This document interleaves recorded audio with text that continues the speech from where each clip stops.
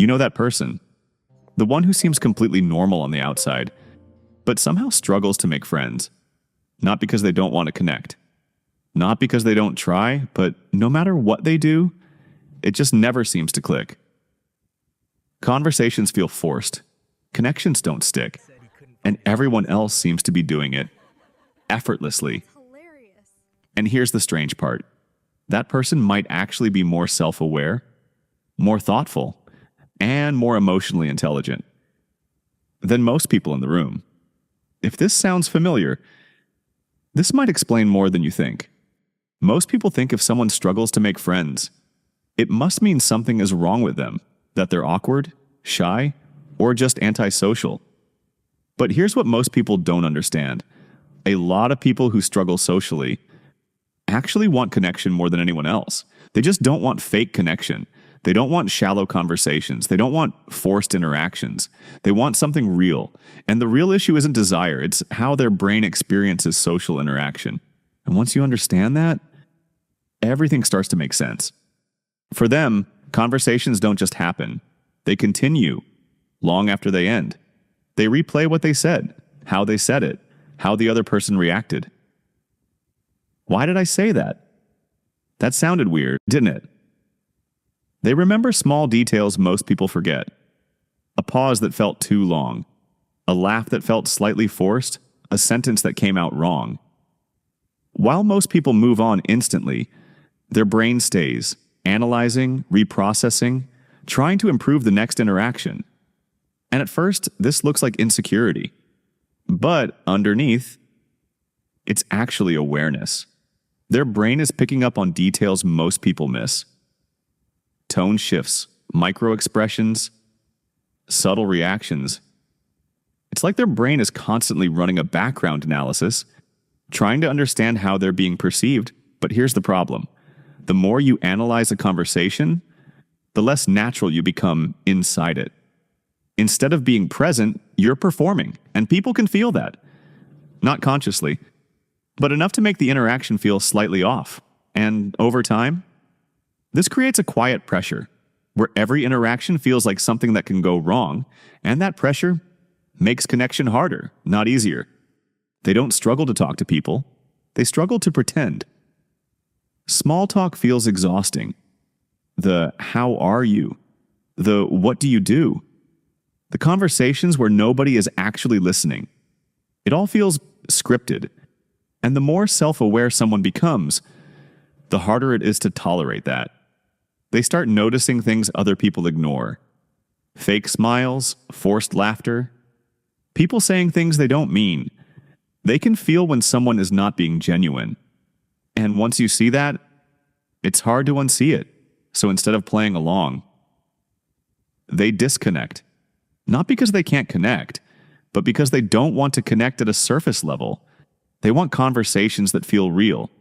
They want people who mean what they say. They want depth. But here's the catch. Most friendships start shallow. They begin with small talk, with surface-level interaction, with time. And only later do they become something meaningful. So by rejecting the early stage, they unintentionally block the path to deeper connection. Not because they're incapable of connection, but because they're unwilling to go through the part that feels fake. For some people, trust is automatic. For them, it's earned. They don't open up quickly, they observe, they test, they take their time, because at some point, they learn something important, that not everyone is safe. Maybe it was rejection, maybe betrayal, maybe being misunderstood for years. So now, their brain protects them. It builds a filter. People don't get access easily. From the outside, this looks like distance. But internally, it's caution. And the longer it takes to trust, the harder it becomes to build new relationships. Even when conversations go well, they come at a cost. Energy, attention, mental effort. While some people leave social situations feeling energized, they leave feeling drained.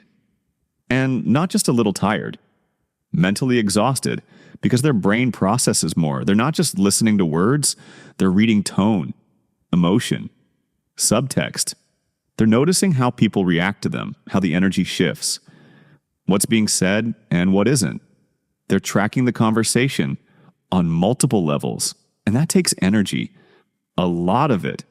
So after social interaction, they need time to recover, silence, space, no expectations, and over time, they start avoiding unnecessary interactions, not because they hate people, but because their energy is limited, and they've learned if they don't protect it, they burn out. There's something else most people don't realize. A lot of social behavior is driven by need. The need for validation, the need for attention, the need to feel included, but they don't rely on that as much. They can be alone without feeling empty. They can entertain themselves, think deeply, build their own internal world. And because of that, they don't feel the same urgency to form connections. They're not chasing people. They're selective. And while that protects them, it also slows everything down. Sometimes, it's not about skill, it's about alignment. They look around, and it feels like everyone else just connects naturally. Same humor, same interests, same rhythm. Conversations flow easily. People laugh at the same things, and they don't quite fit into that. Not in an obvious way, but just enough to feel different. Like they're slightly out of sync. Like they're speaking the same language, but with a different tone. And over time, that feeling builds. They start thinking, maybe something's wrong with me. Why does this feel so hard? So they try less, they speak less, they engage less. And the less they engage, the harder it becomes to connect. It becomes a loop, a quiet one, but a powerful one. There's also something deeper going on. A lot of people who struggle to make friends have a history that shaped how they connect. Being excluded, being judged, being misunderstood. Moments where they tried, and it didn't work. Moments where they opened up, and it backfired. And the brain remembers that. Even if you don't consciously think about it, your brain does. So now, in new situations, part of you is still cautious, still scanning, still protecting. You hesitate a little more. You open up a little slower, you hold back, just in case. And that invisible layer changes how you show up. Not in a dramatic way, but just enough to make connection harder. But here's what most people never realize. They don't struggle to make friends because they're bad at it. They struggle because their standards are different. They don't want surface-level connection. They want something real. They don't trust easily. Because they value depth. They don't socialize endlessly because their energy is limited.